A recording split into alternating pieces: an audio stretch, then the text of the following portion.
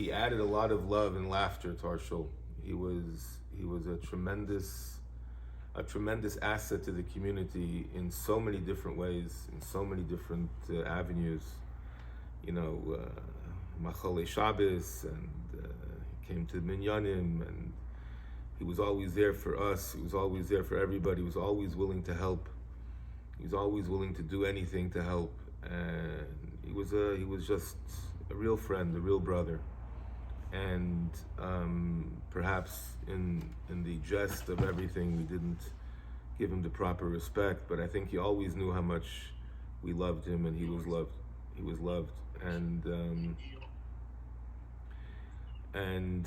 the truth is that he was a real mensch. He was a mensch. Gary was a mensch, and in a time when there aren't any mention, meaning there's a lack of humanity, he really he was outstanding in that.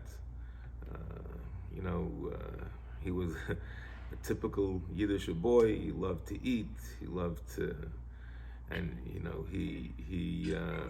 food was for him.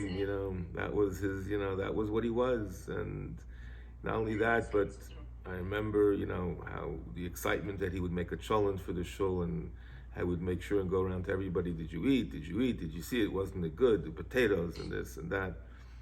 And, he would learn Yiddish with Rabbi Teitelbaum, and he would talk Yiddish. He was proud of where he went to yeshiva and how much he learned in yeshiva, and he would remember the Bava Kama and the Bava Basra. He was just, he was a ray of sunshine, a ray of light in our community. And of course, that goes without saying, to our family, our personal family, to myself and Ruti and my kids. He was a fixture in our house. We have pictures of how we would come Thanksgiving and help Ruti, how we'd come Erev Yontif and prepare the fish and prepare the goulash and prepare it was just, and how many times Shavuos morning he would stay up a whole night just to make sure that I had a milichik breakfast. He was just really special. He was really, really special, and he'll be missed. And everything you said, Erwin, was so true. He confounded everybody. He was l'mayla mata. I remember I have to say that my wife Ruti and I, we went last year, mamish, almost a year ago.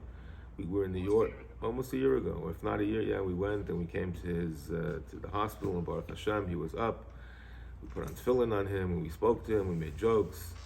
And the next day, he was already, something happened. A day later, something happened. It was amazing. It was amazing. And I was so happy, my wife insisted to go, and, we were in New Jersey, and we wanted to go, and there was traffic, and this and that, and Baruch Hashem, I was so relieved to see him. I was so happy to see him. And to my kids, he was a brother. He was an older brother to Sholem and to Mendy Yoni and to Chana.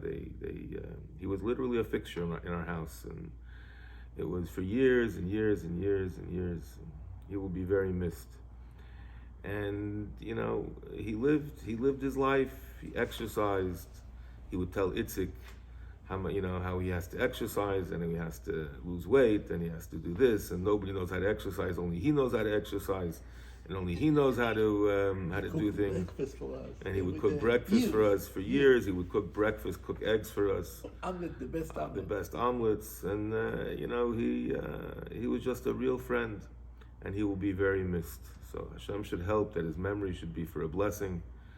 I'm going to circulate. We're going to learn Mishnayos for him, the whole Mishnayos in Mirz Hashem, and we'll make sure that somebody says always Kaddish for him, and we will never forget him. Thank you very much. I'm a rabbi, and I've been around, unfortunately, these situations. What Erwin and his other cousins and Eva did is just unbelievable, above and beyond.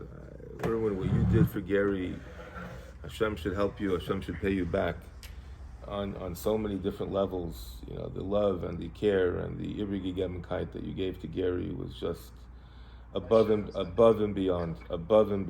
It's just amazing. There's no question that he lived years. He lived years because of you guys more.